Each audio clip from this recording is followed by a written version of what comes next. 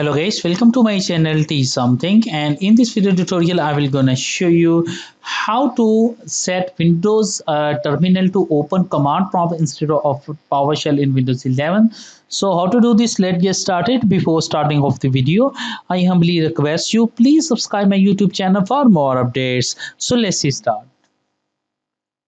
Okay guys, right click on desktop, click on open in terminal,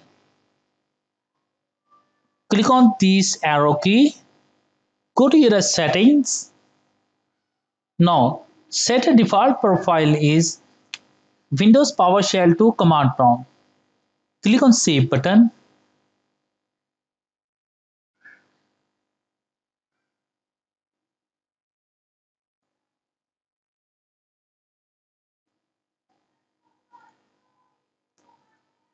Clear.